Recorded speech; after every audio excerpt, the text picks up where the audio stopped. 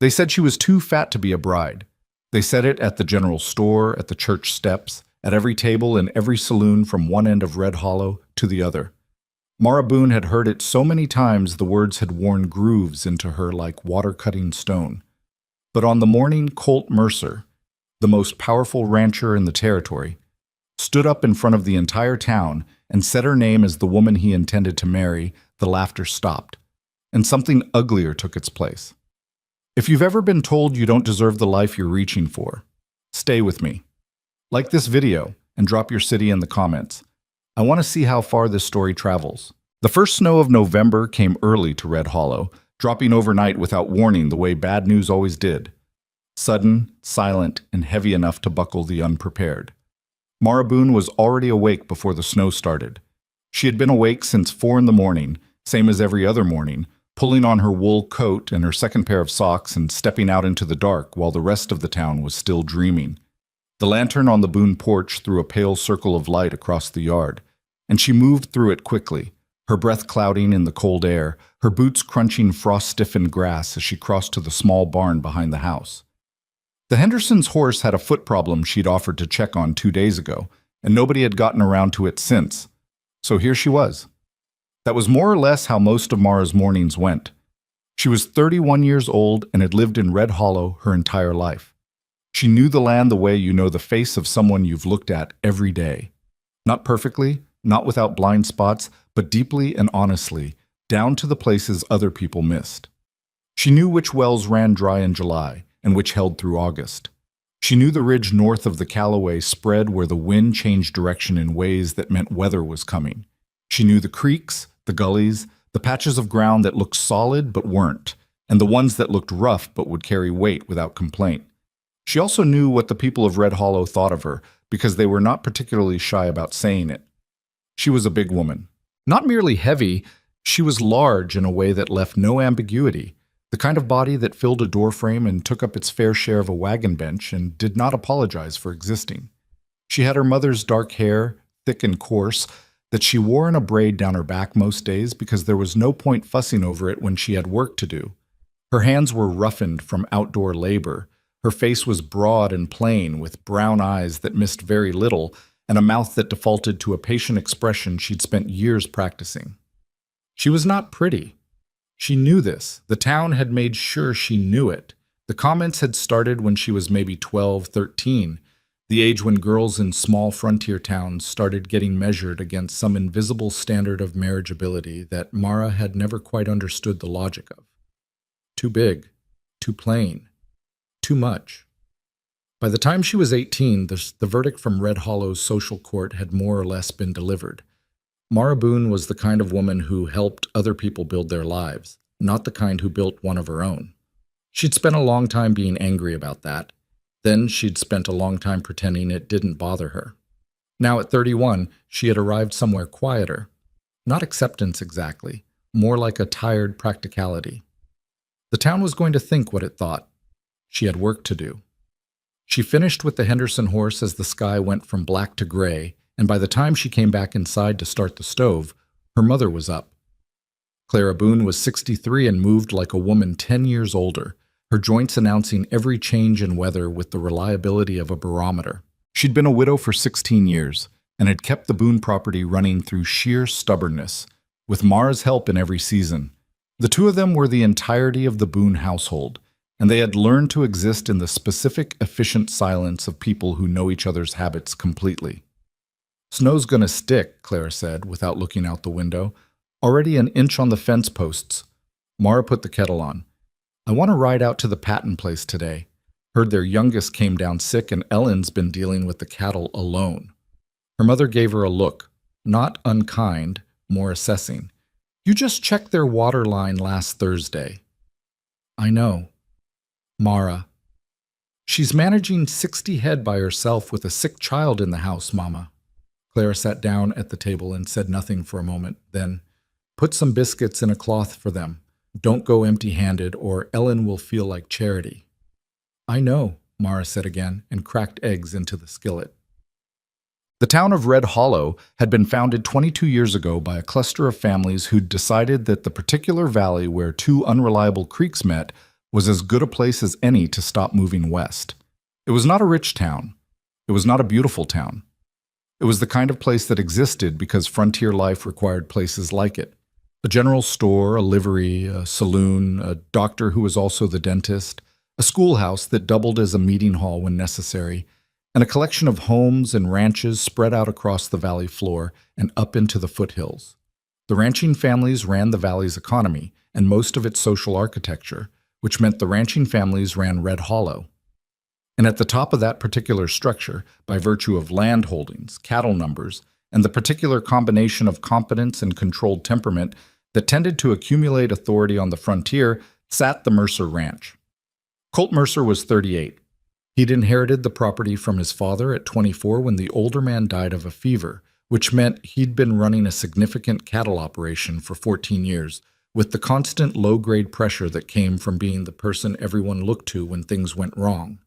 He was tall, lean in the way that outdoor work made a man lean, with dark hair shot through with early gray at the temples, and a face that had been weathered into a kind of permanent unreadability. He wasn't unfriendly. He wasn't warm either. He was simply a man who had learned to keep most of what he thought to himself, because on the frontier, showing uncertainty was often just as costly as feeling it. He had never married. This was the great ongoing mystery of Red Hollow's social life. A puzzle that a significant portion of the town's eligible daughters and their mothers had spent years attempting to solve. He was wealthy by local standards, land-rich, respected, not unkind. There was no obvious reason he should be alone, several very obvious reasons he should not be. And yet the years passed, and Colt Mercer remained unmarried, and the speculation about why never quite went quiet. Mara had a theory which she kept to herself. Colt Mercer was a man who did not do things until he was ready to do them, and he had simply not been ready. This was not complicated. Most of the town's theories were more interesting and involved scandal or secret grief or some flaw of character carefully hidden. Mara thought the simpler explanation was probably right. She had known Colt Mercer the way you know everyone in a small town, by sight, by reputation, by occasional encounter at the store or the livery or the spaces where ranching business happened. They were not friends. They were not enemies. They occupied the same community without occupying the same world, which was simply how it was between a man of his standing and a woman of hers. Or so she had always assumed. It was the Thursday before the first real freeze when she encountered him at the Patton fence line. She had ridden out with the biscuits, as promised, and spent 2 hours helping Ellen Patton move a portion of the herd to more sheltered pasture before the weather turned. Ellen's boy, 9 years old and miserable with a chest cold, had watched from the window. When Mara finally left, she took the eastern track back toward town because the creek crossing was better that way in wet weather, and that was how she came around the bend and found Colt Mercer's horse tied to a fence post and Colt himself crouching in the middle of the road, examining a wheel that had come half off a supply wagon. She pulled up. He looked up. "Morning," she said. "Morning." He stood, wiping his hands on his trousers. "Wheel pin sheared. I've got a spare, but I can't hold the axle and fit it at the same time." She looked at the wagon. She looked at him. Neither of them said anything about whether or not she was going to help. It was simply obvious that she would, so they got to it. It took about 15 minutes. She held the axle while he fitted and pinned the wheel, and it was awkward and cold, and at one point the wagon shifted and she had to brace her whole weight against the frame, and he said, without commentary, "Hold it. There. Got it." And the pin seated and the job was done. He checked the wheel 3 times before he was satisfied. She recognized the habit, the kind of compulsive verification that came from running an operation where a small failure could cascade into a large one. "Thank you," he said. He wasn't a man who embellished things. "On my way anyway," she said, which was close enough to true. She started to turn her horse, and he said, "You've been helping the Pattons." It wasn't a question. She looked back. Ellen's short-handed. "I know it." He paused. "You helped the Garver family last spring, too, with the irrigation work." They needed help. Most people watch their neighbors need help and figure it'll work itself out. She didn't have a response to that wouldn't sound like she was angling for something, so she just said, "I grew up here. These families grew up here. It matters." And then she rode on. She turned it over in her mind on the ride back to town. Not the conversation specifically, but the quality of his attention during it. He had looked at her the way people looked at things they were actually thinking about, not measuring her against some scale of appearance or social value. Just looking. She told herself it meant nothing, and mostly believed it. That a month passed. November settled in, gray and cold and earnest about it. Mara continued her rounds, the Patton place, the Garver family, old Walt Briggs on the north pasture, whose hands had gotten bad enough that he struggled to do close work, the widow Marsh, who had no cattle left but kept chickens and needed help reinforcing the coop against what was shaping up to be a hard winter. The town noticed. The town had always noticed. The noticing did not translate into gratitude in any direct sense, more into a kind of settled assumption that Mara Boone was the person you could count on to step in when things got difficult. People accepted her help the way they accepted the weather, as something that arrived when you needed it, sourced from somewhere you didn't think too hard about. At the general store one Saturday, she overheard Patrice Aldrin talking to her daughter behind the dry goods shelf. Patrice ran the town's most active social network from the position of being married to the man who owned the store, which gave her a front row seat to everyone's business. "Still can't figure why she bothers," Patrice was saying. "Nobody's ever going to marry her, so it's not like she's building up some reputation for a future." "Maybe she just likes helping," the daughter said. A pause. "Mara Boone is 31 years old, Eleanor. She looks the way she looks. That ship has sailed, sunk, and rusted to the bottom. Some people make peace with their situation. That's all this is." Mara picked up the salt she'd come for and put it on the counter. Patrice came around from the shelf and did not flush or stumble or look away. She simply smiled the careful smile of someone who has not quite registered that they've been overheard. "Mara, cold enough for you?" "Getting there," Mara said, and counted out her coins. "Chum." The town meeting in December was held for the purpose of discussing the upcoming winter water allocation. A boring and necessary argument about creek access that happened every year and resolved the same way it always did, with the biggest landholders getting the most access and everybody else negotiating the margins. Mara went because she went to all the town meetings. She sat near the back, which was where she always sat, and watched the men at the front table debate access rights to a creek that had been argued over for 20 years. Colt Mercer was at the front table. He was always at the front table.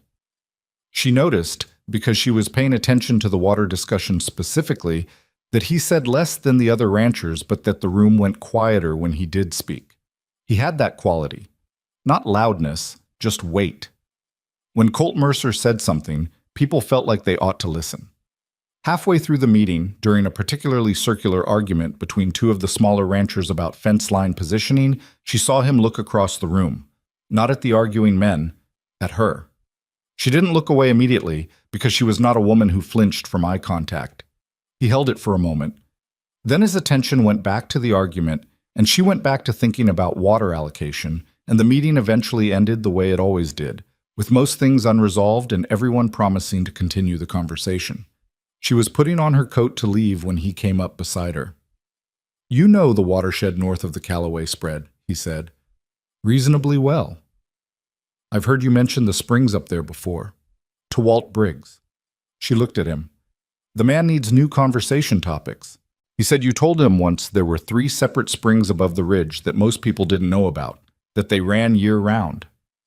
"They do. They run cold and they're hard to reach, but they run." Colt was quiet for a moment. He had the look he'd had by the wagon. Genuine attention, working something out. "If this winter goes the way the signs suggest it might, those springs could matter." "I've been thinking the same thing," she said. "Then we should talk about it." They did not talk about it that night. The room was thinning, and it was not the place for a proper conversation, but he said he'd stop by the Boone property that week, and she said all right, and they parted ways, and she rode home in the cold with something she couldn't quite name sitting in her chest, uncomfortable and bright. He came on a Tuesday, in the late afternoon, when the light was going the color of brass over the hills. Clara watched from the window with a carefully neutral expression while Mara let Colt in and sat him at the kitchen table, which felt strangely formal. A man of his standing in the Boone kitchen, in a chair that had a loose back leg she'd been meaning to fix since October. They talked about the springs for the better part of an hour. Mara spread out the rough map she'd drawn years ago from memory and exploration, marking the locations of the springs, the routes that could be taken by cattle if conditions forced it, the limitations. He asked questions that were specific and practical, and she answered them, and gradually the conversation moved from the springs to the larger question of what a sustained drought would mean for the valley if one came. "You know this land better than anyone I've talked to," he said at some point. He said it plainly, without the slight edge of surprise that most men put on a statement like that when speaking to a woman. "I've had years to learn it. The other ranchers, they don't know about the springs. Some of them do. They just haven't thought through what it would take to use them. You have." "I think about it," she said, "when I have trouble sleeping." He looked at her with that particular focus he had, and she felt it. The weight of being actually seen, not evaluated, not assessed for social value, just seen. She did not know what to do with it. "I want to talk to you again," he said, "about this, and about the valley, about what you know." "You're welcome to," she said, "because what else do you say to that?" He came back the following week, and the week after. By February, the conversations had shifted. They still talked about the land and the cattle and the water situation, which was worsening in ways that only the most attentive observers had noticed yet. But they had also, gradually, without either of them making a particular decision about it, started talking about other things.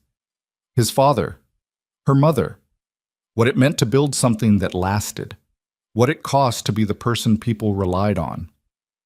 He was not an easy man to talk to, in the sense that he did not fill silences with noise or make conversation as a performance. But she was not an easy woman to talk to either, in the sense that she said what she thought and did not soften it for social comfort. And somehow those two particular difficulties canceled each other out, rather than compounding. They talked like people who were used to being misunderstood and had stopped being careful about it. She did not let herself think about what any of it meant. She thought about what it meant constantly. In March, on a clear, cold day, when the ground was still hard, but the sky had that quality of light that suggested spring was at least considering its options, Colt Mercer rode into Red Hollow on a Saturday morning and went to the front of the general store, where a cluster of ranchers and townspeople had gathered for the regular informal exchange of news and complaints that functioned as the town's social center. He asked them to hear something. Mara was not there. She was at home, mending a fence post at the back of the property, when the Henderson boy came pelting up the road on foot, out of breath, eyes huge. "Miss Boone," he gasped. "Mr. Mercer. He's in town. He said your name." She put down her tools. By the time she got to the general store, the crowd had grown. Word traveled fast in a small town, and what had happened was too extraordinary to contain. People had come out of the barber shop, out of the saloon, out of their homes down the street to stand in the cold and process what Colt Mercer had apparently just said in public, in front of witnesses, without a trace of uncertainty. He had said he intended to marry Mara Boone. He had not said it as an apology or a defense. He had said it the way he said everything, flatly, with the quiet sureness of a man who has made a decision and does not require the room's approval to proceed. He had said it was his intention to ask her formally, but he'd be damned if he'd let the town hear about it through gossip before she had a chance to know he meant it. Mara walked through the edge of the crowd, which parted in a way that was less about respect and more about the collective need to observe what was happening, and found Colt standing near the store steps. He was watching her come. He did not look nervous exactly. He looked like a man who has done a thing and is committed to whatever follows. The crowd was so quiet she could hear the wind. "I should have talked to you first," he said when she was close enough to hear. "Yes," she said, "you should have. I'm asking if you'll have me." She was aware of every eye on her. She was aware of Patrice Aldrin standing 15 feet away with an expression that had not yet decided what to be. She was aware of the Henderson boy, still red-faced from running. She was aware of the loose button on Colt's coat and the way his jaw was set, and the fact that her hands were dirty from fence work, and she had not planned for any of this. She looked at him for a long moment. He looked back. "I need to think about it," she said. If he was surprised, he didn't show it. He nodded once, the way he nodded when a thing made sense, and said, Take the time you need." She walked home. She did not look at the crowd. Behind her, she could hear the sounds of people beginning to talk, the low rising noise of a community processing an unexpected thing, and she walked away from it with her chin level and her hands in her coat pockets and her heart making a racket in her chest that she hoped nobody could hear. She sat at the kitchen table for a long time while her mother made tea and did not say anything. "Well," Clara finally said, "I'm thinking. He's a good man." "I know he is." "Then what are you thinking about?" Mara looked at her hands, the roughness of them. The dirt still worked into the knuckles she hadn't quite scrubbed out. "I'm thinking about whether a good man's choice is enough to change what this town has already decided about me," she said. "And I'm thinking about what happens when it doesn't." Her mother set 2 cups of tea on the table and sat down. "It doesn't change what they've decided," Clara said. "You know that. They'll say terrible things." "I know." "And?" Mara wrapped both hands around the cup. Outside, the March light was going thin and pale across the frozen yard, catching the frost on the fence post she'd been repairing, the one she'd been fixing on her own for 16 years, because that was what you did when you were Mara Boone. And the world had given you a particular kind of life, and you had decided, somewhere along the way, that you were going to live it all the way through, rather than standing at the edge of it and watching. "And I'm going to say yes," she said. She did. The wedding was small and functional and held on a Tuesday, which was not a traditional wedding day, which suited Mara perfectly. Clara cried. Walt Briggs attended and shook Colt's hand for a very long time without speaking. The Henderson family came. Ellen Patton came with her boy, who was fully recovered and entirely fascinated by the whole proceeding. Most of Red Hollow did not come. This was expected. What was also expected, though it arrived faster than Mara had anticipated, the noise. It began the same week, a low, persistent drumbeat of comment and speculation that moved through the town's social channels with the efficiency of water finding its level. She heard fragments of it everywhere, at the store, at the well, carried back to her by people who were either trying to warn her or, less charitably, trying to observe her reaction. She'd manipulated him. She'd tricked him somehow. She'd gotten pregnant. This one made her laugh out loud, alone, in the barn. Or had some leverage over him, some information about his finances or his past that she was using to force his hand. No one could accept the obvious explanation, which was simply that Colt Mercer had made a choice, and it was his to make. Some of it found her directly. At the dry goods counter one afternoon, 2 weeks after the wedding, the wife of one of Colt's business partners looked at Mara's hand on the counter, the plain ring, the work-roughened knuckles, and said, in a voice that was not bothering to be quiet, "He'll come to his senses. Men always do." Mara looked at the woman for a moment. Then she picked up her parcel and said, "Have a good day, Mrs. Foster," and walked out. That night she stood at the bedroom window of the Mercer Ranch house, her house now, a thought that still arrived with a kind of low shock, and looked out at the land in the dark. It was vast. It was quiet. It asked nothing of her except competence and endurance, which were 2 things she had in abundance. She could hear Colt in the other room, going through the ranch accounts, the scratch of his pen, the occasional quiet sound of a man working. She thought, this is the thing they can't account for. Not the ring, not the land, not any of the social mathematics they're using to explain what happened. They can't account for the fact that Colt Mercer had sat at her kitchen table all winter and talked to her like a person, and had listened to what she knew, and had decided on the basis of actual evidence that she was someone worth choosing. The town could not hold that thought. It did not fit the story they had built about her. Well, she thought, stories can be rebuilt. She moved away from the window and went to sit beside him at the table where the accounts were spread, and she picked up the second ledger and started checking his columns. And he looked over and said nothing, just moved the lamp closer so she could see better. Outside, the last of the winter dark lay across the valley, and somewhere to the north, hidden above the ridge, the mountain springs were running cold and steady and patient, the way they always had, waiting for the season that would make them matter. The sabotage started small, the way most cruelty does. First, it was the fence line on the east pasture, 3 sections down, the posts pulled clean from the ground and stacked nearby with enough deliberateness to rule out wind or cattle pressure. Colt found it on a Monday morning in early April, and stood looking at it for a while before he said anything. He walked the line, checked the posts, looked at the ground. The soil around the bases had been disturbed recently. Someone had used a pry bar. He told Mara that evening.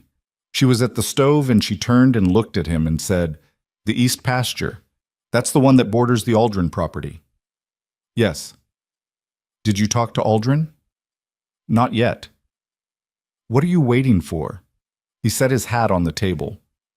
"To be sure about what I'm saying before I say it." This was, she had come to understand in the 2 months since the wedding, simply how Colt operated. He was not a slow thinker. His mind was quick and precise when it needed to be. But he had an almost constitutional reluctance to act on incomplete information. He would rather wait too long than move too fast and be wrong. She had told him once that this quality was occasionally maddening, and he had said, "Probably," without any apparent distress. "Fix the fence," she said. "Note the date. If it happens again, you'll have a pattern." It happened again, 11 days later. Different section, same method. Around the same time, Colt lost 2 business agreements he'd held for years. The first was a supply contract with a cattle broker in the next county. The broker sent a letter that was politely worded and said nothing specific except that he was consolidating his arrangements with other suppliers, which was the kind of language people used when the real reason was something they didn't want written down. The second was a handshake agreement with a neighboring rancher named Dorset about shared use of a northern road that crossed both properties. Dorset sent his son to deliver the news in person, which was at least a gesture of some decency, but the son was 17 and clearly uncomfortable and couldn't explain the actual reasoning beyond, "Pa said things have changed." Mara was the reason. She understood this before Colt said it, and before the evidence made it undeniable. The marriage had disrupted something. Not just hurt feelings or wounded pride, though there was plenty of that. It had disrupted the social ledger that the valley's ranching families kept. The invisible accounting of who owed what to whom, who was connected to whom, what alliances held. Colt Mercer had been an asset in other men's calculations.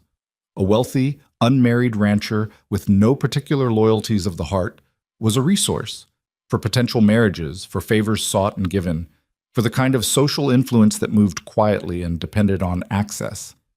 His marriage to Mara had closed a door that a number of people had been counting on staying open, and they were making him pay for it. She brought it up one night, directly, because she was not able to maintain the pretense that neither of them was thinking it. "They're doing this because of me," she said. He was reading by the fire. He didn't put the book down immediately, which meant he'd been expecting the conversation and was deciding how to enter it. Then he closed the book and set it aside. "Some of them," he said. "Most of them." "Maybe." "Colt." He looked at her. "What do you want me to say, Mara? That it's happening? Yes. That I didn't see it coming? No, I saw it coming. That I'm going to pretend I didn't know what I was walking into when I married you?" He paused. "I'm not that stupid, and you're not that fragile." She was quiet for a moment. "I'm not fragile. I just want to know we're looking at the same problem. We're looking at the same problem. And I didn't marry you because the town approved of it. So the town disapproving of it doesn't change a great deal from my perspective." She wanted to say, "It changes the ranch. It changes the accounts. It changes the hands who won't come to work for you now because their fathers told them not to." She wanted to lay out the full ledger of what his choice was costing him and ask him whether he'd calculated it properly. Instead, she said, "The Dorset Road access mattered." "It did." "We'll need another route for the Northwest cattle come summer." "I know." "The creek crossing near the Fuller property is usable if it doesn't flood." "I've ridden it. It'll hold." She nodded. He picked his book back up, and she went back to the mending she'd been doing, and neither of them said anything else for a while. But the thing between them, the thing that had been building since the first frozen Tuesday at her kitchen table, it held. She could feel it the way you feel solid ground after a period of uncertain footing. Not comfort, exactly. Something more durable than comfort. The hands were the next problem. The Mercer Ranch employed 6 men in the regular season and brought in additional help during branding and roundup.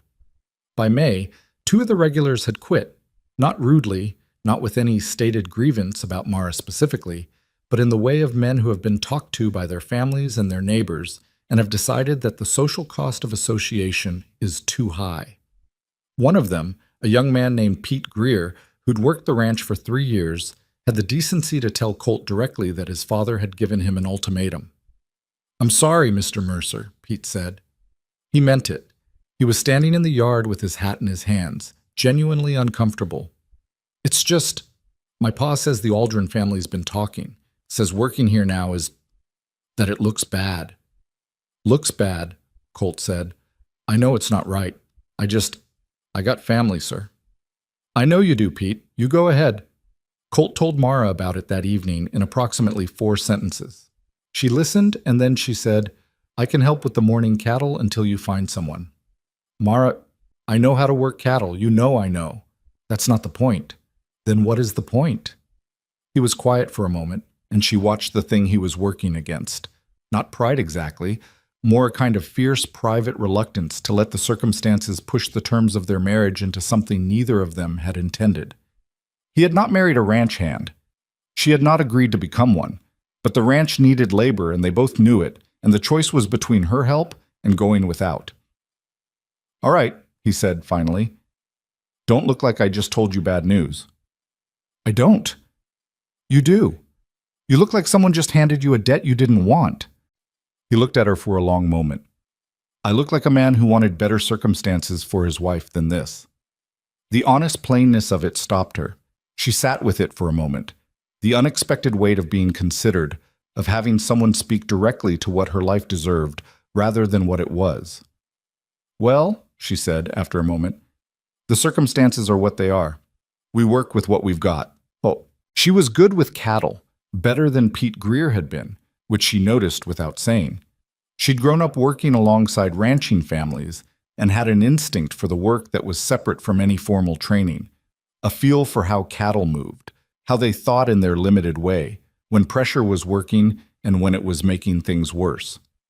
The 2 remaining hands, brothers named Cal and Ray Donette, watched her for the first week with the careful, neutral expressions of men trying not to have a visible opinion.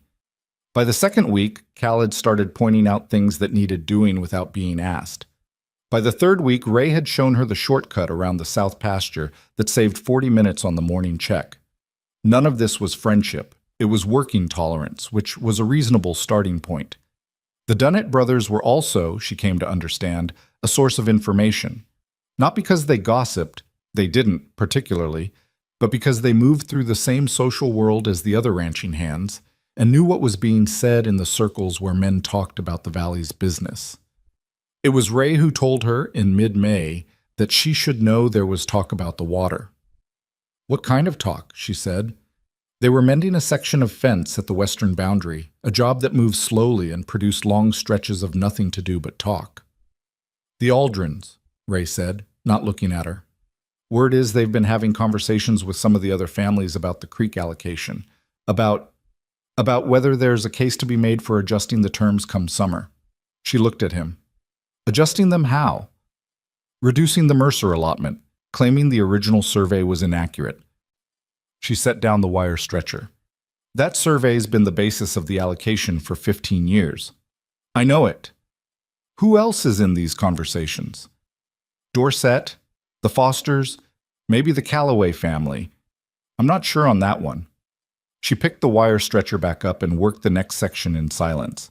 Ray and Cal exchanged a glance over her head, which she registered but didn't address. "Thank you," she said when the section was done. "For telling me." Ray shrugged. "Thought you should know." That night she laid it out for Colt at the kitchen table. The full shape of what Ray had described, the names, the likely legal mechanism they'd use to challenge the survey, the timeline if they moved on it. He listened without interrupting, which was how he always listened, and when she was done, he sat quietly for a moment. "They can't actually win a survey challenge," he said. "The original boundaries are documented. They don't need to win. They need to drag it into dispute for long enough to affect this summer's allocation. If the creek gets tied up in a legal argument while we're in the dry season, the cattle go without reliable water." He said it quietly. "And then we're buying water we shouldn't have to buy, or moving cattle to ground that wasn't planned for it, or both." She paused. "This isn't random, Colt. The fence line, the lost contracts, Pete Greer, and now the water survey. It's one thing. He looked at her. You think someone's coordinating it? I think the Aldrins have been very busy since March. The name sat between them. Dale Aldrin, Patrice's husband, the general store owner, was not a man given to open confrontation. He was the other kind, patient, methodical, working through the social machinery of a small town with the practiced ease of someone who had spent 20 years learning its mechanisms. His daughter had been, according to the town's general understanding, one of the more serious candidates for Colt's eventual choice of wife. Mara had never paid much attention to this. It had not seemed relevant to her life, but it was very relevant now. He's going to keep going, she said, until you sell or fail or... She stopped. Or what? She looked at him steadily. Or until you make a choice that separates you from me. He held her gaze. Then he's going to keep going a long time. She appreciated the directness. She also did not let herself rely on it entirely because she understood, more clearly perhaps than Colt did, because she had grown up understanding the economics of social rejection in a way he hadn't needed to, that there was a limit to what principle could absorb before it started costing things that couldn't be paid back. We need to file a preemptive response to the survey challenge, she said, before they move officially.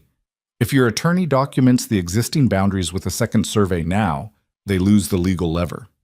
That costs money. Less than a summer dispute over water allocation. He thought about it. Who do you know that could do a second survey quickly? There's a land surveyor in Millhaven. I dealt with him on the Garver property line issue last year. He's competent, and he's not connected to anyone here. All right. He stood up. I'll write out Thursday. She started stacking the papers she'd spread across the table. He was moving toward the door when he stopped and turned back and said, with the slightly effortful quality of a man who does not find this kind of speech easy, "You would have made a good partner for any ranch in this valley." She didn't look up from the papers. I know that. She heard him almost laugh. Not quite, more a sound at the edge of one. Then he was gone, and she sat alone with the lamp and the documents and the particular weight of a fight that wasn't over, wasn't close to over, but had the shape of something they might actually survive. But June arrived dry. Not the natural dry of a normal early summer, but something that felt different, heavier, more committed. The creek that fed the valley's south pastures dropped a foot below its usual level before the month was half done. The grass went brittle earlier than anyone could remember. The old-timers who had seen bad years shook their heads and said things that the younger ranchers tried to hear as exaggeration. Mara noticed the land the way she always had, the specific and particular way of a person who had spent years paying attention to things without any expectation of reward for the pain. The soil near the eastern pasture creek banks had a quality she hadn't seen in years. The insects were moving differently. The cattle themselves were off. Not sick, just restless. The low-grade agitation of animals that can sense before people can that something is coming. She mentioned it to Colt on a Thursday evening while they were going over the water accounts she'd started keeping. I think we need to start planning for the springs, she said. He looked up from the ledger. It's June. I know. Most years we don't start talking about the mountain springs until August at the earliest. Most years the South Creek isn't this low in June. She showed him the columns she'd been keeping, the creek measurements she'd been taking every 3 days since April, the comparison with the 2 previous drought years she could find records for. The numbers were not good. He studied the columns for a long time.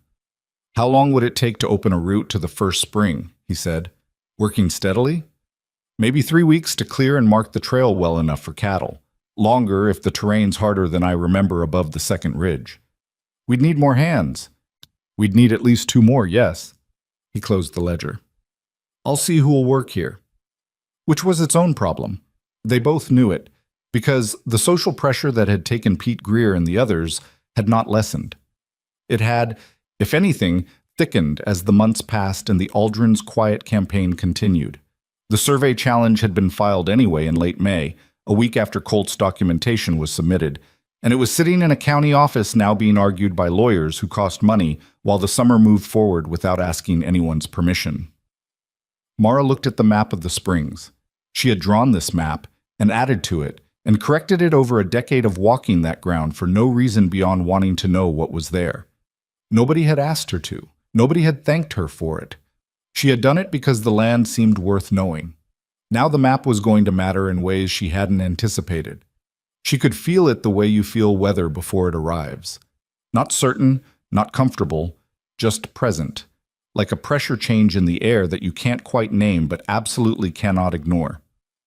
Outside, the evening light was going golden and dry over the valley. Not a cloud anywhere. She folded the map carefully and put it in the front of the ledger where it could be found fast. The two new hands Colt found were not ideal, which was the most honest way to put it. One was a man named Hicks, who had worked 3 different ranches in the past 2 years and had a reputation for doing the job adequately and leaving before anyone could form a strong opinion of him. The other was barely a man at all, 17 years old, the youngest son of a family that had come through Red Hollow heading somewhere else and run out of money, going by the name of Thomas. He was willing and not stupid, but he had the raw, unfinished quality of someone who had not yet learned how his own body worked, which made him useful for simple tasks and a liability for complicated ones. These were the men available to work the Mercer Ranch in July. Everyone else had either declined outright or found themselves suddenly too busy when Colt came asking. He didn't tell Mara how many people he'd approached before landing on Hicks and the boy. She didn't ask. The trail work to the first spring took 4 weeks instead of 3. The terrain above the second ridge was harder than Mara's memory of it.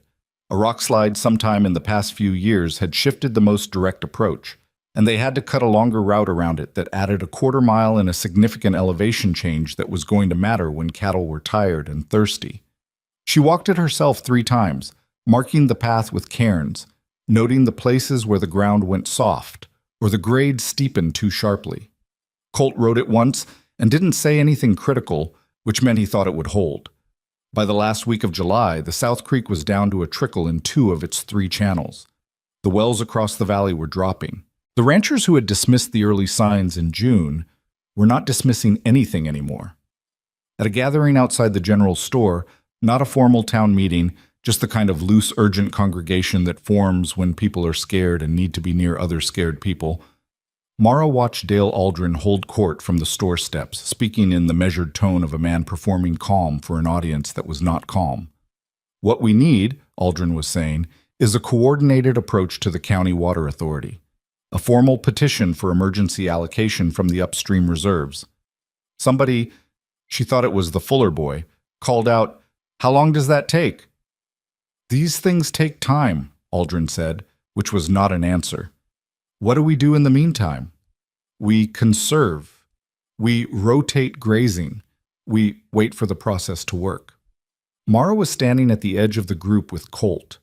She felt him look at her sideways and did not return the look because she was watching Aldrin, and she was thinking about the springs, and she was doing the arithmetic on how long a formal petition to a county water authority would actually take versus how many days the valley's cattle could survive on current water levels. The numbers did not work. She raised her voice. "The petition process takes 8 to 12 weeks minimum. We don't have 8 weeks." The crowd turned. Aldrin looked at her with the expression of a man encountering a problem he'd hoped to avoid.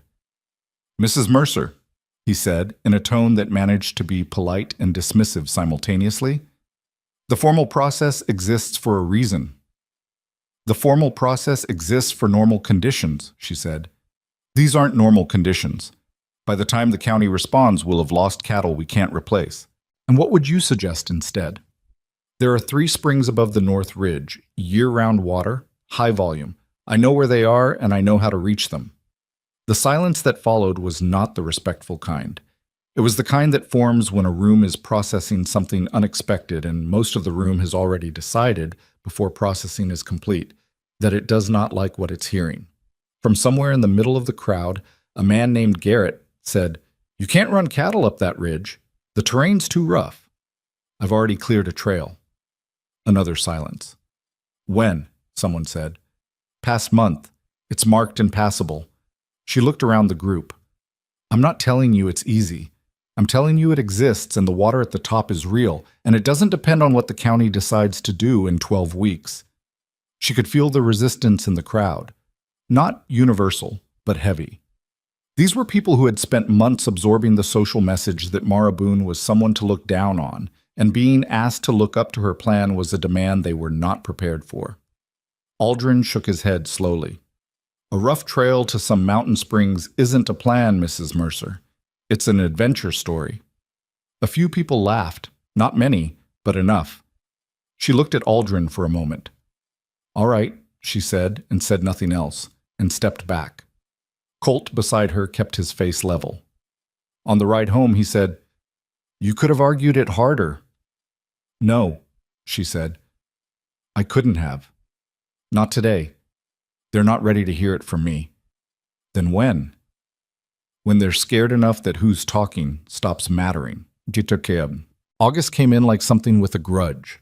The temperature climbed to levels that pressed on the body even before noon. The sky was the flat white blue of bleached bone, without a cloud for days at a stretch. The remaining creek channels went to mud and then to nothing. The wells dropped so fast that a man checking one on a Monday might find it 3 feet lower by Friday. The cattle knew before the humans fully admitted it. They moved differently, tighter, restless, pressing toward any remembered water source and standing there even when the source was dry, as if waiting was a strategy. The older animals got quiet. The younger ones got agitated. Both were bad signs. Hicks quit on the 14th of August. He left before dawn on a Sunday without a word, taking his pay and leaving a 2-line note on the bunkhouse bench that said he had people in another county and was going to them.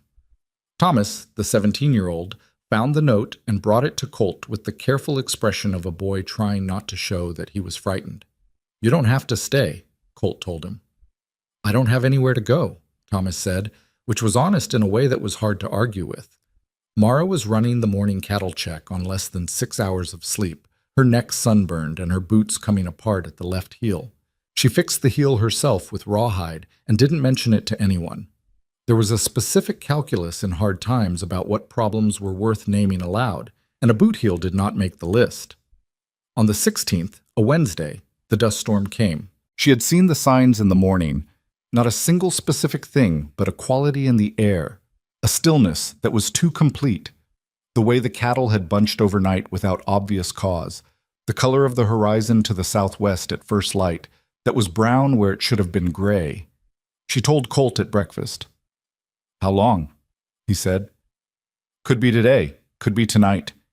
They spent the morning getting cattle into the most sheltered pasture they had, moving the ones that were already weakened from the heat into the barn, checking every gate and latch and hinge.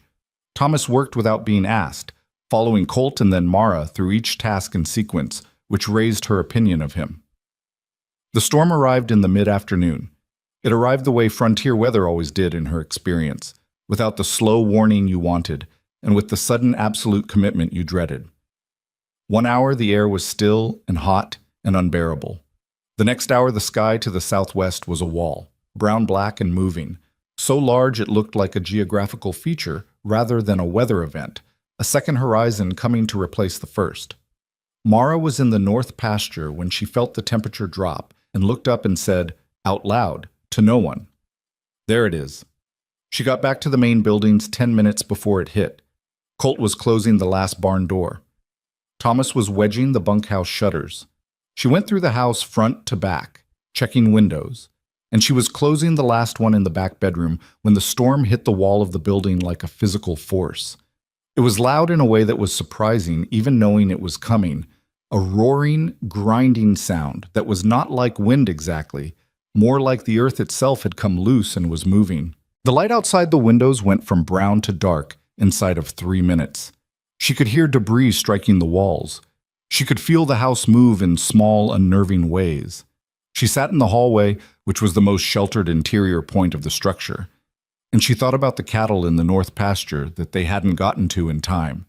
And she thought about the trail to the springs and whether the storm was going to undo the cairns and the cleared sections. And she thought about the families across the valley who were in their own houses or barns or wherever they'd managed to get to in time. Colt came in through the front door at a run, got it shut and barred behind him. He was covered in dust, his face dark with it, except where he'd been squinting and the skin had creased. He sat against the hallway wall beside her, breathing hard. "Thomas?" "Bunkhouse," he said. He's all right. The North pasture cattle. Couldn't get to them. They'll find the low ground. She nodded. The storm pressed at the house with methodical persistence, and she sat with her back against the wall and her knees up and her hands still in her lap, and she let herself feel, for approximately 90 seconds, the full weight of how bad this was. The valley was already at the edge of what it could absorb. This storm was going to push what remained over it. Then she stopped feeling it and started thinking about the springs. The storm passed in 4 hours. The damage it left was not the dramatic kind. No buildings down, no fires. It was the grinding, comprehensive kind.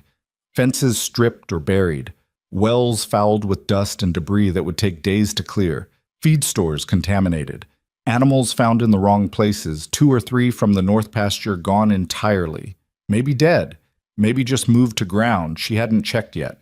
And everywhere, the absolute confirmation that the valley's water situation was now beyond the management of patience and petitions. Word spread through the ranching families within 24 hours. Not organized communication, just the natural movement of desperate people toward one another, checking on neighbors, comparing damage, arriving at the same terrible arithmetic from different starting points. By Thursday morning, 2 days after the storm, a loose and frightened cluster of ranchers and their families had gathered in the yard of the Fuller property, which was more or less central, without anyone particularly organizing it. Mara and Colt rode in and tied their horses at the fence. She saw the faces turn toward them, some neutral, some hostile, most just exhausted and hollowed out in the way of people who have been managing fear for too long.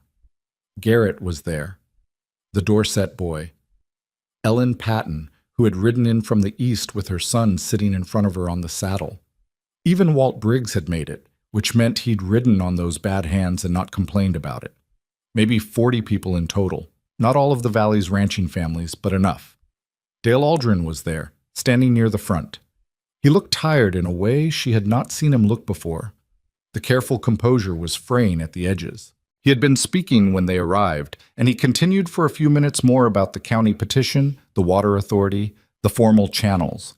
She listened to all of it and watched the faces of the people listening to him, and she saw the specific hopelessness of people who need a solution and are being offered a process.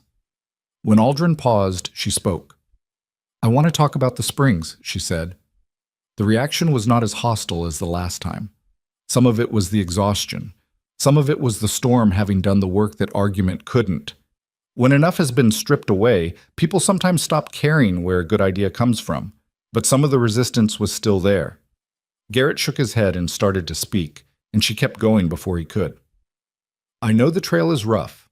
I know the elevation is hard on tired cattle. I know it's not a solution anyone would choose if there were another option." She looked around the group. "I also know that the first spring alone has more water than this valley has seen in 3 weeks. Year-round, gravity-fed. I have watched it since I was a girl, and it has never gone dry." "How many head could it support?" somebody asked. She thought it was the Dorset boy. The first spring, conservatively, could support 60 head rotating in and out over a 2-week period. The second spring is another 40. The third I haven't fully assessed, but it's the largest of the 3. "The trail," Garrett said. "You said yourself the grade is steep." "It is. We lose maybe 2 to 3 animals on the push-up. That's my honest estimate. We compare that to what we're already losing down here." The math of it landed visibly on several faces. Garrett looked at the ground. "Who knows the trail?" Ellen Patton said. She'd pushed her way toward the front, her boy still at her side. "You cleared it, Mara. You know it." "I know it." "Then you'd have to lead it." "I know that too." Ellen looked around the group. "I'm sending my cattle. I don't have a choice." She looked at Mara. "Tell me what I need to bring." A moment. One of those moments in a crowd where something tips, where the accumulated weight of individual decision reaches a point and the group moves. Not everyone moved. Aldrin stood with his arms crossed and his expression carefully blank. Garrett still looked uncertain. But Ellen Patton had said she was going, and Walt Briggs raised his hand with the slow deliberateness of a man whose opinion people had respected for 30 years, and said, "I'm in." Others followed. Not all of them. Maybe 2/3. Colt had been standing slightly behind her through all of it. Now he moved up beside her, and she felt it. The simple physical fact of him standing next to her in front of this crowd, which was itself a statement that required no words. "We leave Sunday morning," he said. "Be at the Mercer fence line by first light." People started talking to each other, to Mara, to Colt. The specific noise of people who have made a frightening decision and are now managing the logistics of it. Mara answered questions steadily. How much water to carry for the push? What to do with the weaker cattle? How long the drive to the first spring would take? She answered each question with the patient specificity of a woman who had been thinking about exactly these questions for months, alone, in the dark, without anyone asking. Aldrin left without speaking to her.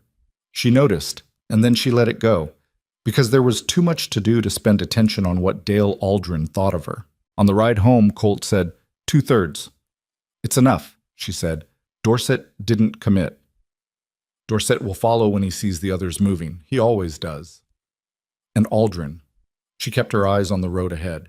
The valley spread out around them, heat-bleached and dusty, the mountains to the north visible in the hard, clear air, the ridge above which the springs ran cold and steady and completely indifferent to the trouble happening below them. "Aldrin's going to have to make a choice," she said, "but that's his problem, not mine." She rode the rest of the way home thinking about Sunday, about the grade above the second ridge, about whether the cairns had held through the storm, about 40 years of watching her own life from the outside of things, and the strange, uncertain feeling of standing at the center of something for the first time, not because anyone had handed her a place there, but because she had built the knowledge, walked the ground, and stayed when it would have been easier to go. It did not feel triumphant. It felt like work, which was something she understood completely. Sunday came in gray and cool, which was the first mercy the valley had received from the sky in 6 weeks. Mara was at the Mercer fence line before first light, the way she'd said to be. She had slept 4 hours, which was enough, and had eaten something before she left the house, which Colt had insisted on with the specific quiet insistence he used for things he considered non-negotiable. The coffee had been hot, and the biscuits had been left from the day before and slightly hard, and she had eaten them standing at the kitchen counter while the dark outside the window went from black to the particular deep blue that came just before dawn. She had the map in her coat pocket, though she didn't need it. She had the route in her body at this point. Every grade change, every loose section, every place where the trail narrowed or the ground went uncertain. She had walked it enough times that she could have found the springs blind. The families started arriving at the fence line as the gray light built. Ellen Patton came first, with her boy and 63 head of cattle moving in a loose, unhappy cluster behind the horse. Then the Briggs family, Walt's 2 sons managing the herd since Walt himself was only going as far as the lower ridge before turning back, his hands not up to the full drive. The Garver family. 2 smaller operations she knew by face, but not well. By the time the light was enough to see clearly across the yard, there were approximately 220 cattle gathered at the Mercer fence line, and 14 people on horseback, and the 17-year-old Thomas on a horse that was too big for him, but that he was managing with the tense concentration of someone who has decided they are capable of a thing and is not going to be proven wrong. Dorset showed up 15 minutes after the agreed time, with his son and 40 head. He tied his horse near Colt's without making eye contact with anyone, checked his cinch twice, and said nothing. Aldrin did not come. Mara did a count of people and animals, adjusted the plan she'd been running in her head, and rode to the front. "Listen," she said, loud enough, not louder. The group settled. The first hour is flat and manageable. The grade starts after the creek crossing, and it gets serious above the second ridge. Don't push the animals past what they'll give. A tired animal on that terrain will go down, and it will slow everyone behind it. If something goes wrong, stop and call out. Don't try to solve a problem quietly up there. She looked around the group. Questions. It wasn't phrased as a request for questions exactly, more a brief opening she offered before moving forward. A few people shook their heads. Ellen Patton said, "How long to the first spring?" "Best case, 4 hours from here. If we have problems, longer. Plan for 5. "All right." "Move when I move," Mara said, and turned her horse north. The first hour was manageable, as promised. The cattle moved with the reluctant cooperation of animals that are thirsty enough to follow the suggestion of forward momentum, even if they can't understand the destination. The ground was flat, and the trail was wide, and the gray sky kept the temperature down in a way that helped.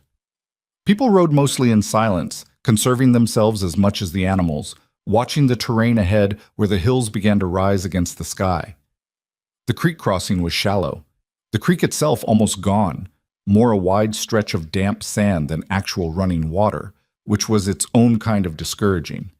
The cattle picked through it with their heads down, sniffing at the wet sand, a few of them pawing at it as if water might be closer than it looked.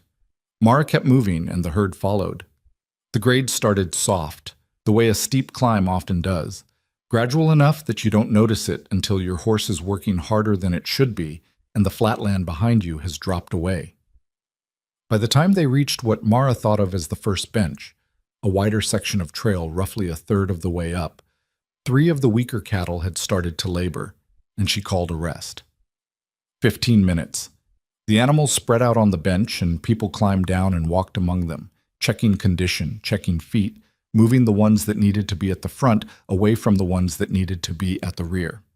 Thomas was managing a cluster of the Mercer cattle with the focused attention of a young man who has found the specific work that wakes him up, and Mara watched him for a moment and thought that Colt should find a way to keep him on after this. Garrett pulled his horse up beside her during the rest. He was a big man, Garrett, broad across the shoulders, not quick to speak, the kind of frontier rancher who had built his opinion of himself through 30 years of physical competence and was not comfortable in situations where physical competence wasn't the relevant skill. She had watched him at the Fuller property, gathering dismiss her plan with the reflex confidence of a man who assumed he understood terrain better than she did. He looked at the trail above them. He looked at his cattle. Then he looked at her. "You've done this right," he said.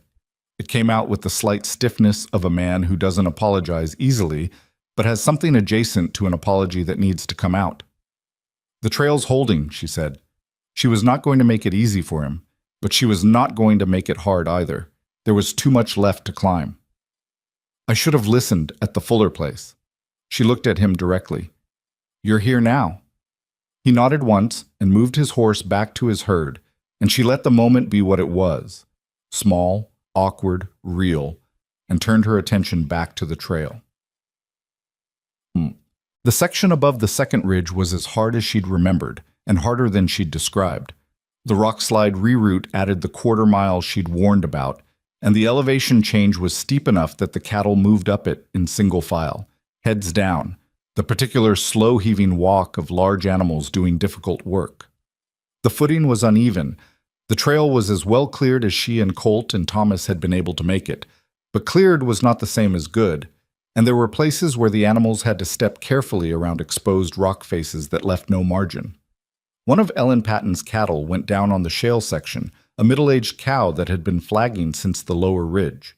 It happened suddenly, and with a sound, a sliding scrape, then the specific heavy impact of a large animal losing its footing. The cattle behind it stopped. The cow got partway up, found her footing bad, and went down again. Ellen was off her horse before Mara fully registered what had happened.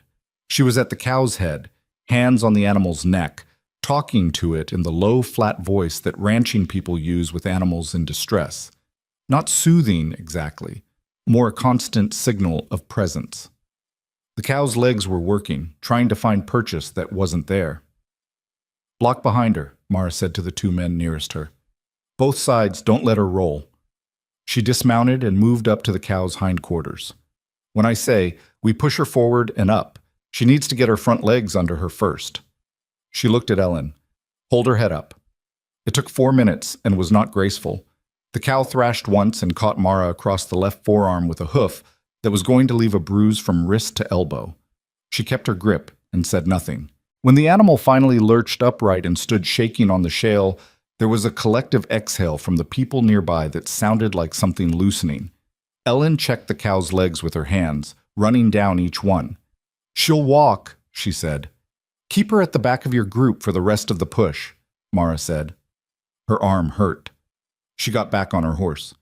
They lost 2 animals on the upper section, one of the Garver cattle that simply lay down and would not get up, and one of Dorset's younger steers that missed a step on the sharpest corner of the reroute and went down the slope. Dorset watched the steer go down with his jaw set and his face the particular flat, careful expression of a man not letting himself react to a cost he cannot afford. Mara did not say anything to him. There was nothing useful to say. They reached the first spring at just past noon. The sound of it reached them before the spring itself was visible. Water moving over rock, thin and steady, the most unremarkable sound in the world, except when you have been living without it for weeks.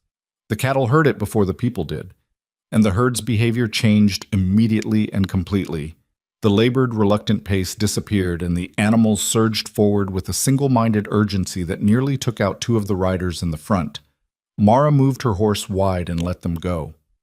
The spring was modest in appearance, a rock shelf where water came through a crack in the formation and ran down into a natural basin that was maybe 15 feet across. But it was running full and clean and cold, and 200 animals drank from it in shifts over the next 2 hours while people climbed down and sat on rocks or patches of thin grass and did not talk very much. Thomas sat near the water's edge and put his face in his hands for a moment, the specific gesture of a person releasing something they'd been holding for a long time. Then he straightened up and looked around to see if anyone had noticed, and Mara was the only one looking, and she turned away to give him the privacy of it. Colt came and stood beside her while the last of the cattle were drinking. He had a cut above his left eyebrow from a branch on the reroute section that he hadn't mentioned and apparently wasn't going to mention. "Too lost?" he said. "I know. Considering the alternative, I know," she said again. She was watching the cattle at the spring, the way they pressed together at the water, the change in their bodies as the immediate desperation eased. "We need to talk to people about rotation. Nobody should try to keep their full herd here. The second spring is another mile east. We need to assess whether it's better to split the herds now or in sequence." "Mara." His voice had a different quality. She looked at him. "It worked," he said. "It's working," she said. "We're not done." He looked at her for a moment with the expression she'd come to recognize as Colt Mercer, working out something he wanted to say and finding the right words for it, which was always a slower process than most people expected from him. "You know what I mean." She did know what he meant. She just wasn't ready to receive it, standing on a mountain with sore arms and dirty clothes, and the second spring still unaccounted for. She would receive it later, when there was room for it. "Go talk to Dorset," she said. "He lost a steer and he needs someone to talk to him like it matters. He'll be useful to us if he doesn't feel invisible." Colt looked at her another moment. Then he went to find Dorset. The second spring was in better shape than she'd feared. The storm had deposited debris around the inlet, but the water source itself was unaffected, running clean and cold from the same formation that fed the first.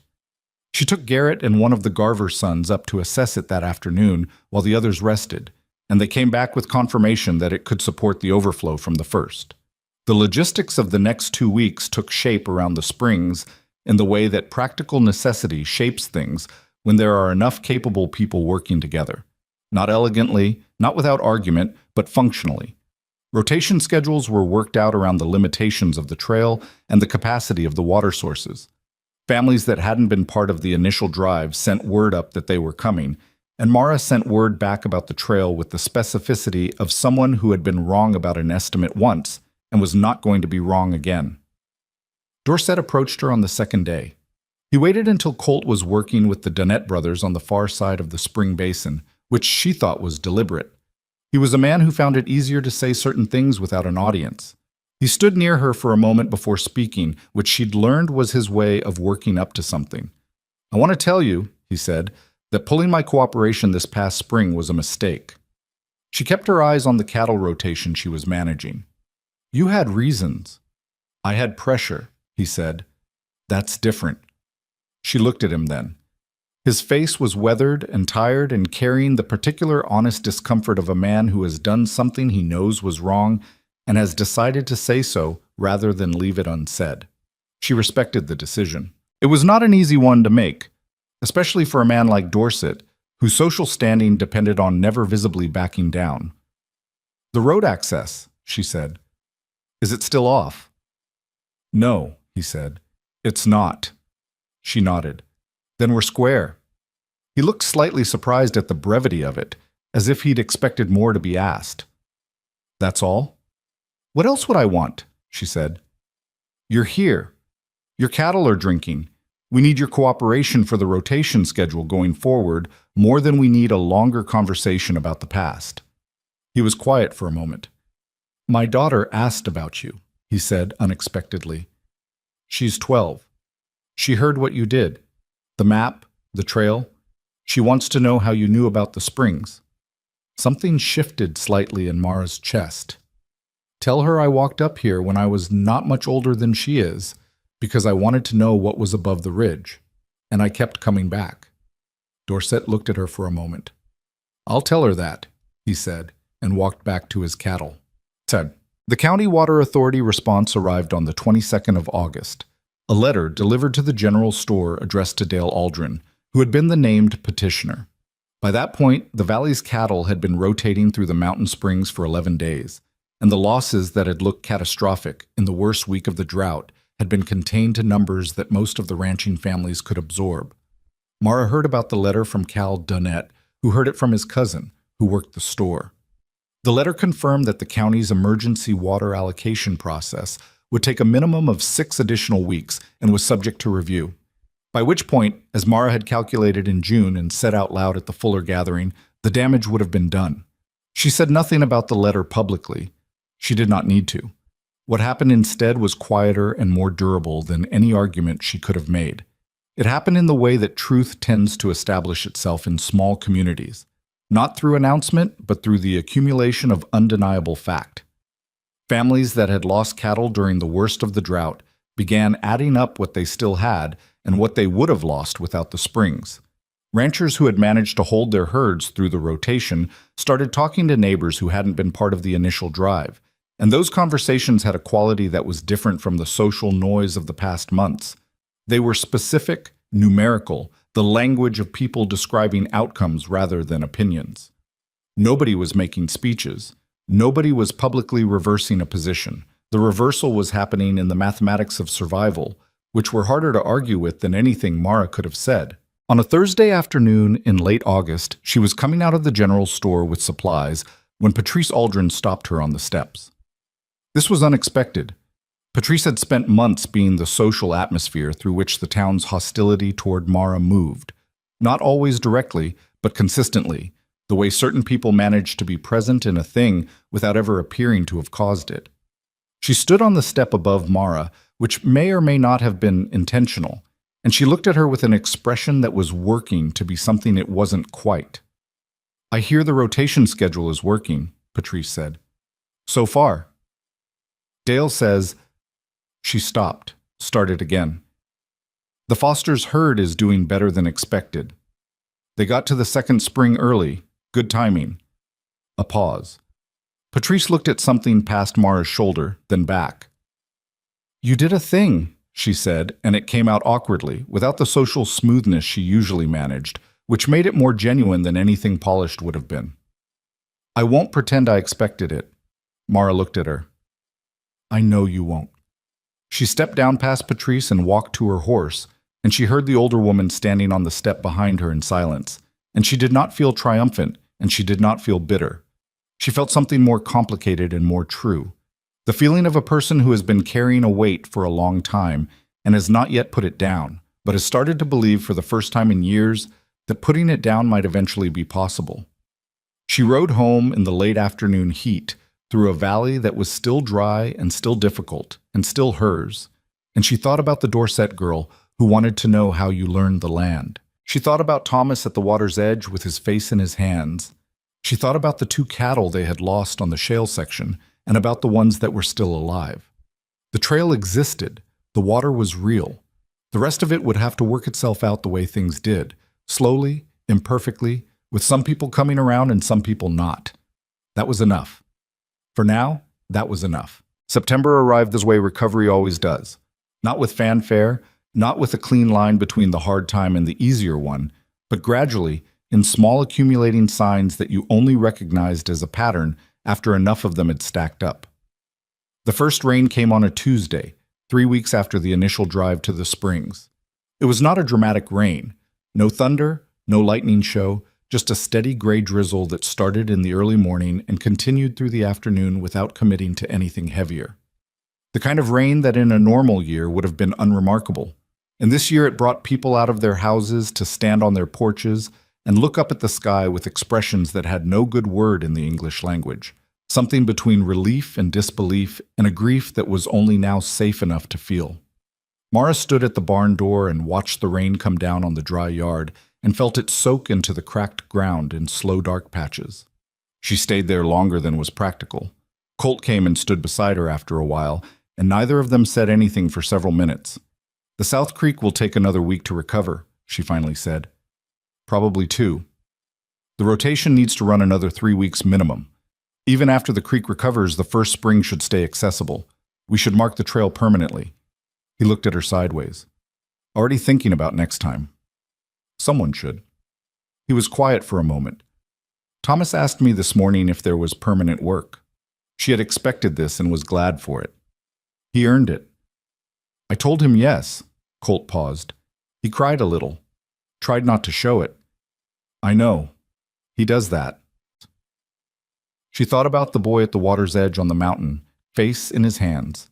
17 years old with nowhere to go, who had stayed and worked and pushed cattle up a rocky trail because it was the only option available to him, and had turned out to be exactly the kind of person a place needed without knowing it in advance. Good. The rain kept falling. Somewhere across the valley, a ranching family she couldn't see was standing at their own door watching the same sky, and the fact that their cattle were mostly alive to need water was a thing that had happened because of a map drawn from memory and a trail cut by a woman the town had dismissed. She did not think about that with pride exactly, more with a specific tired satisfaction, the feeling of a thing finally landing where it was always meant to. The survey dispute was resolved in the 3rd week of September. The county land office, presented with 2 competing surveys, had appointed a third-party examiner whose finding was delivered in the flat, bureaucratic language of official documents. The original Mercer survey boundaries were confirmed. The challenge was dismissed. The water allocation stood. Mara read the letter twice and handed it to Colt and went back to the morning work. He folded it and put it in the document box where they kept the ranch's legal papers. "That's done," he said. "That part," she said. She meant it practically. There was still the legal cost to account for, still the relationship with the Dorset Road to formally restore, still the business contracts that had been pulled and would need to be rebuilt through the slow process of demonstrated reliability. The survey ruling closed one chapter, but it did not close the book. That was not how these things worked. What did happen, though, was that the ruling removed the last structural argument against the Mercer Ranch's position in the valley. The social pressure that Aldrin had been applying through the spring and summer had depended partly on the idea that Colt's choice had made him genuinely vulnerable, not just unpopular, but legally and financially exposed. The survey dismissal made that argument harder to maintain, and Aldrin was a practical man under everything else. Practical men, in Mara's experience, knew when a campaign had run past its useful life. She did not expect an apology from Dale Aldrin. She was not going to receive one, and she knew it. What she expected, and what she got, was the slow withdrawal of active opposition, a gradual cessation of the specific subtle pressures that had made the past months difficult. The Whisper campaign did not end on a date. It simply thinned, the way a fire thins when you stop adding to it, until one day you notice that the temperature in the room has changed, and you can't point to the exact moment it happened. She knew, because Clara told her. Clara still went to the general store and had the particular social intelligence of a woman who had been observing a community for 30 years. That what had shifted the conversation was not the survey ruling and not any single dramatic moment, but the rotation schedule, the fact of it. The physical, countable, undeniable fact that families who had participated in the Mountain Spring rotation had come through the drought with significantly better losses than those who hadn't, and that everyone in the valley could see the numbers, and the numbers had an author. "Patrice Aldrin," Clara said one evening, setting her mending in her lap, "told Margaret Fuller that you were resourceful." Mara looked at her mother. "Resourceful. That was the word? Not brilliant, not right, resourceful." "It's Patrice Aldrin," Clara said. "Resourceful is a concession." Mara thought about that for a moment. Then she laughed. A real laugh. short and dry and genuine. Fair enough. It was Walt Briggs who said it plainly, because Walt had always been the person in Red Hollow who said things plainly when the moment required it. He came to the ranch on a Thursday afternoon in early October, riding slowly on account of his hands, and Mara met him at the fence and walked with him to the porch, and they sat with coffee that she had made too strong, the way he liked it, and he looked out at the valley for a while before he spoke. "I've been ranching this land for 34 years, he said, seen 3 bad droughts, 2 that were near as bad as this one that was worse. He held the cup in both hands the way he did when his joints were bothering him. We lost more cattle in those 2 near bad ones than we lost this summer. You know why? Walt, because nobody knew about those springs, or if they did, nobody had the sense to think it through in advance and build the trail before they needed it." He looked at her. "You had the sense, and you had the patience to build it when nobody was asking you to." She looked at her coffee cup. "I've always had trouble sleeping." "That's not what I'm talking about, and you know it." His voice was not sharp. It was the voice of an old man who has spent a long time figuring out which things needed saying and was not going to be deflected now. "I'm talking about what you did this year. All of it. Not just the springs. The way you handled the whole of it. The pressure, the loss of the hands, the survey business. Most people would have gotten small." She was quiet for a moment. "Some days I did get small. But you came back the next day. There was work to do." "That's what I mean," Walt said. "That's exactly what I mean." They sat for a while without talking, which was comfortable in the way that conversations with Walt had always been comfortable. He was not a man who required noise. "The Dorset girl," Mara said finally. "Dorset told me she wanted to know about the springs, how I found them." "Louise," Walt nodded. "Sharp kid. Reads everything she can get her hands on. I was thinking about maybe—" She stopped, because this was a thought she had been having for a while and had not said out loud to anyone yet, not even Colt, and saying it felt like committing to something. "There's more to this valley than anyone's mapped properly. The springs are one thing, but the watershed above the North Ridge, the way the weather moves through the gap between the 2nd and 3rd peaks, if someone took the time to document it correctly, built on it, taught it." Walt was smiling. It was a slow smile, the kind that came from seeing something confirm a long-held belief. "You thinking about teaching?" he said. "I'm thinking about the next drought," she said, "which will come. Maybe 5 years, maybe 10. And when it does, I'd rather the valley have 3 people who know what I know than just me." Walt nodded. "Start with Louise Dorset. She'll be a good one." October settled over Red Hollow the way it always did. The cold returning in earnest, the light going gold and thin, the work shifting from the desperate improvisation of crisis to the slower necessary labor of preparing for winter.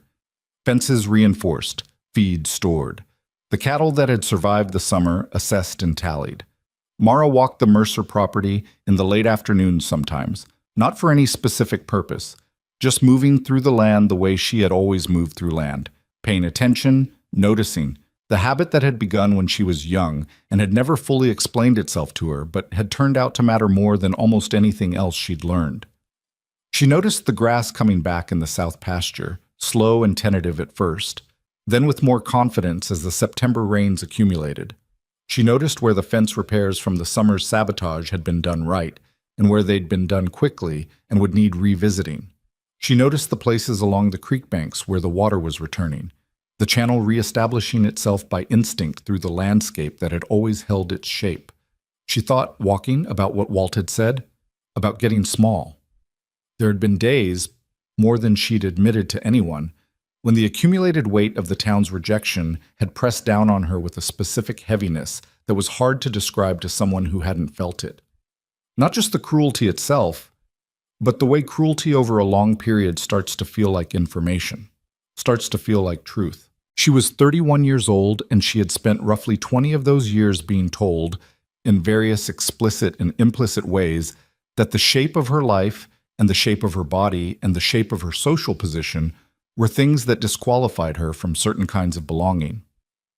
The thing about that kind of long, slow, consistent message is that you absorb it even when you're resisting it.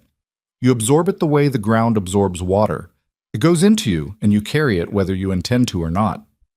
She had thought for years that the answer to it was to be useful. to help the people who would not fully accept her, to build a competence so undeniable that the rejection would eventually become logically inconsistent. She had not thought of it in those words, but that was the strategy, running quietly under everything she did. What she had not anticipated, and what the past year had taught her, was that the strategy worked, but not in the way she'd expected. The town's opinion of her had shifted. That was real. But the shift had not changed the fundamental thing, which was this. She had always known the springs. She had always known the land.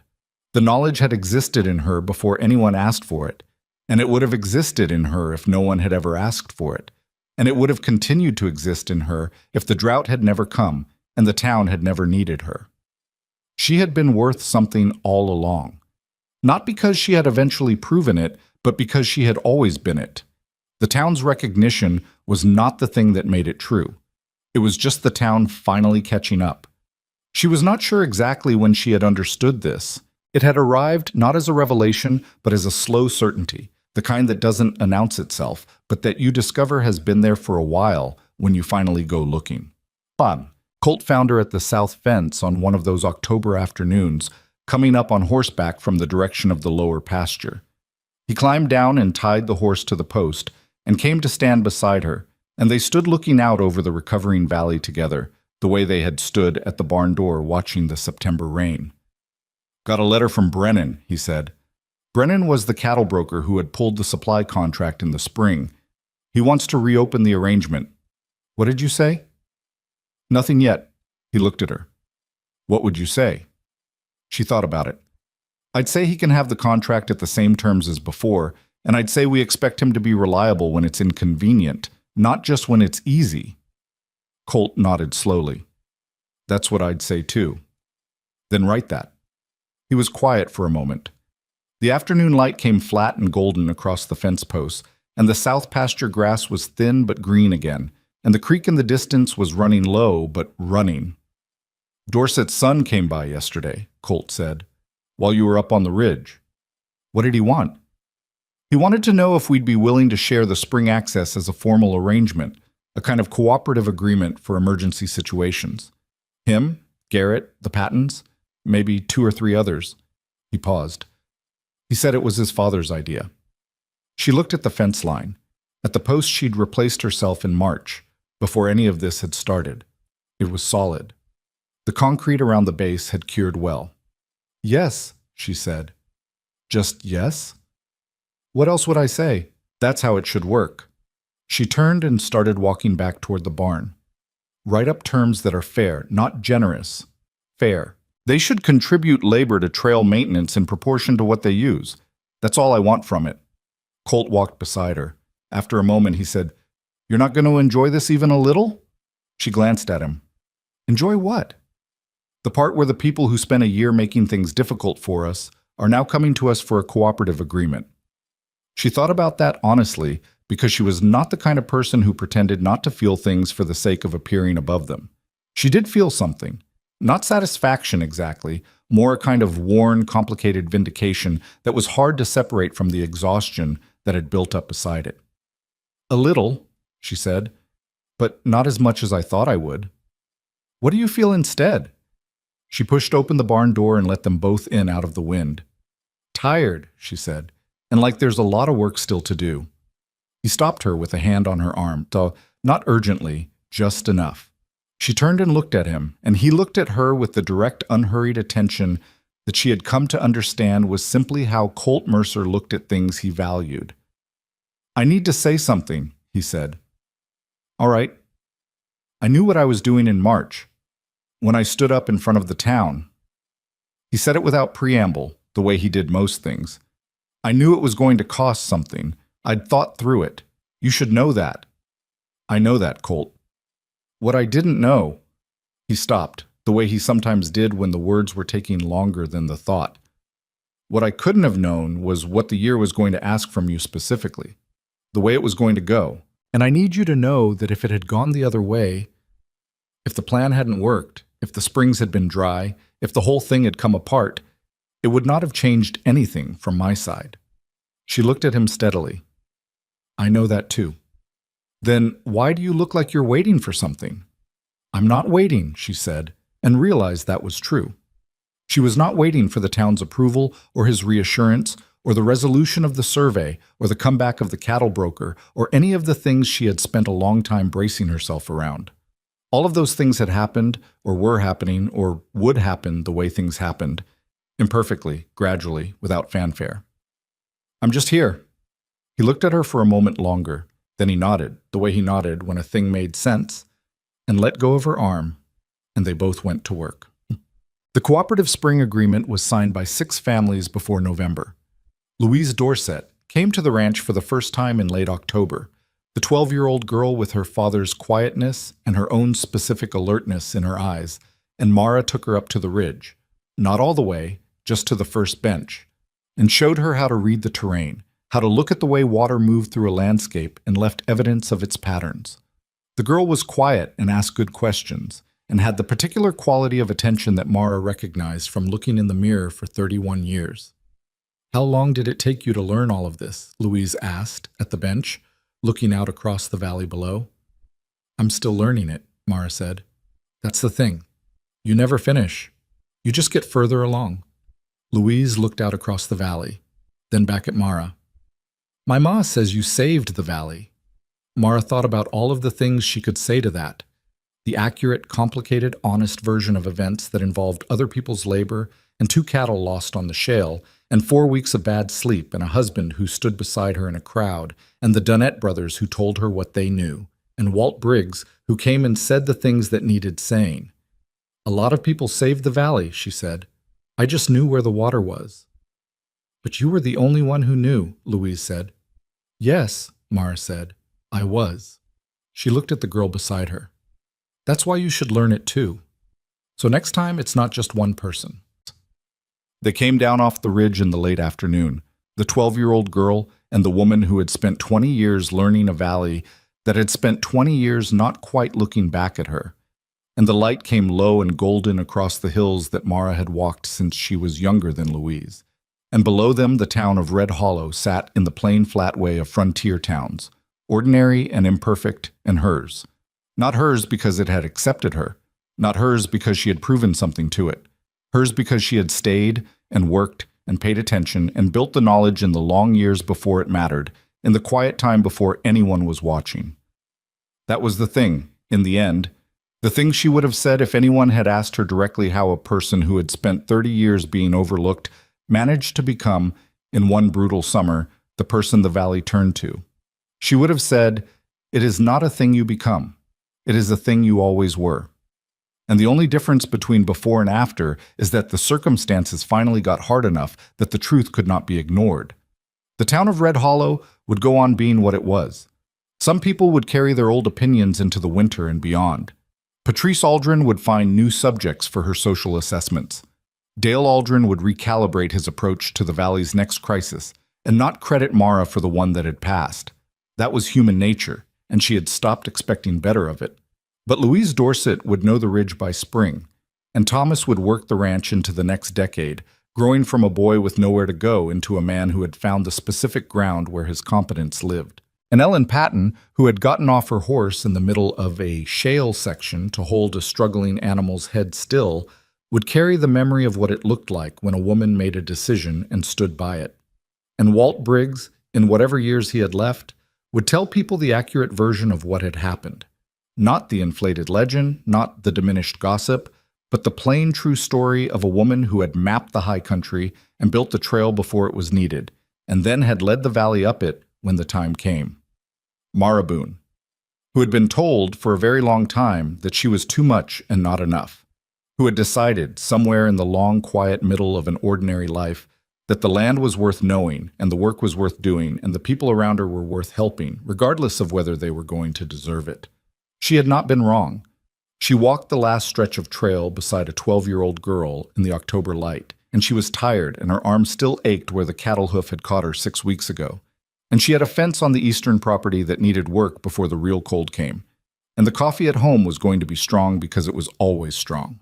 She walked into all of it without hesitation. That was enough. It had always been enough.